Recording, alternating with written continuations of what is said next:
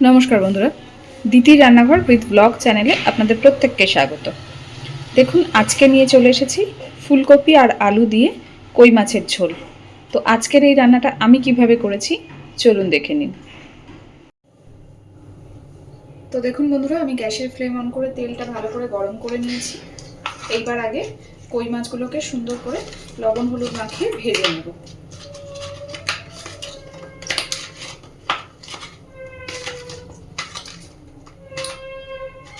খুব বেশি বড় সাইজের না আজকের মাছগুলো।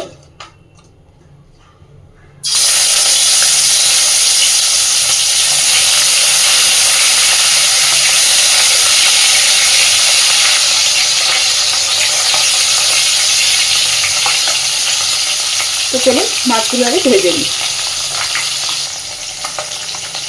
সুন্দর করে ভেজে নিয়েছি, এবার মাছগুলোকে তুলে নেব।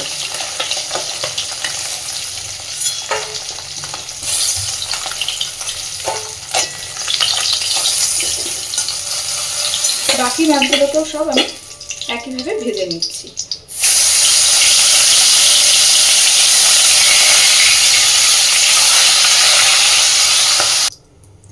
সবকটা মাছ খুব সুন্দর করে ভেজে নিয়েছি। এইবার ওই তেলের মধ্যেই আমি দিয়ে দিচ্ছি আর একটু তেল। ফোড়নে দিচ্ছি সামান্য একটা শুকনো লঙ্কা আর দিচ্ছি আস্ত জিরে।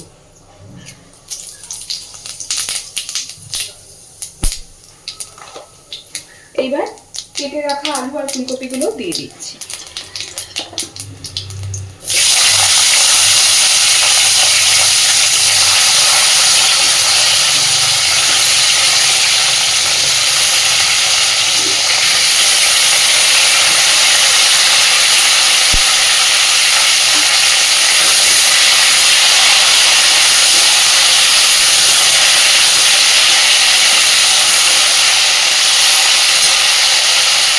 ফুলকপি আর আলুটা দেওয়ার পরে একই সাথে এর মধ্যে আমি পরিমাণ মতন লবণ আর হলুদটা দিয়ে দেবো।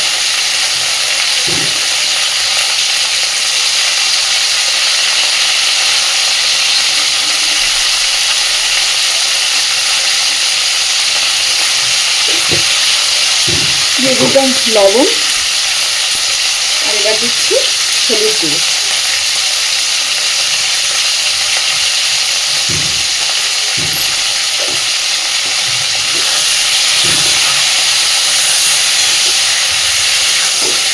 আলু আর কপিটাকে সুন্দর করে একটু ভেজে নেব।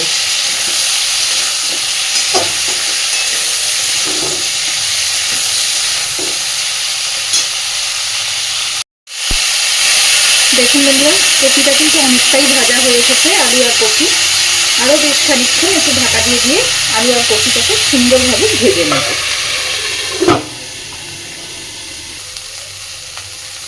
আলু আর কপি আমার খুব সুন্দর করে ভাজা হয়ে গেছে। এইবার আমি এর মধ্যে দিয়ে দিচ্ছি বেটে রাখা মশলা, আদা, জিরে আর কাঁচা লঙ্কা। এটাকে মিক্সিতে একসাথে বেটে নিয়েছি, সেই মশলাটা দিয়ে দিচ্ছি।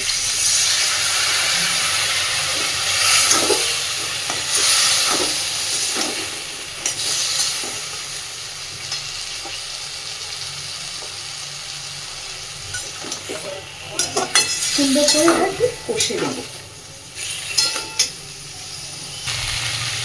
দেখুন বন্ধুরা, মশলাটা দেওয়ার পরে সুন্দর করে আলু আর কপির সাথে মশলাটাকে একটু কষিয়ে নিয়েছি। এইবার দিয়ে দিচ্ছি ঝোলের পরিমাণ অনুযায়ী জল।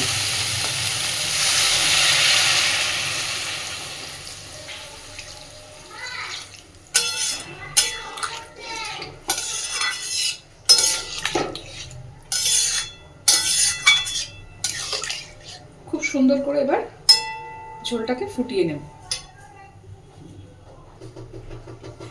এখানে আর একটু জল দিচ্ছি, কারণ আলু কফি সবকিছু সুন্দরভাবে সিদ্ধ হতে হবে। এবার আমি বেশ খানিকক্ষণের জন্য এটাকে ঢেকে দেব। সবকিছু হবে ভালোভাবে ফুটে সিদ্ধ হবে, তারপর আমি মাছটা দেব।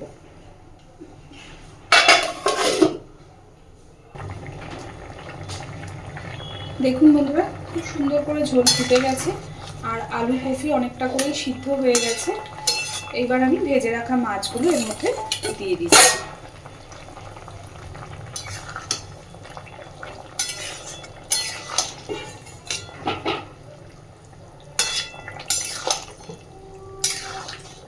আরও মিনিট 5 খুব সুন্দর করে ঝোলটা ফুটিয়ে নেব।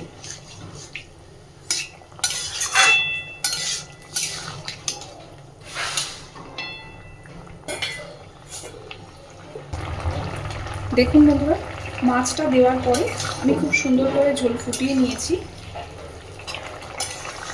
এবার আমি গ্যাসের ফ্লেমটাকে অফ করে দিচ্ছি। ফুলকপি আলু দিয়ে কই মাছের ঝোল একদম রেডি।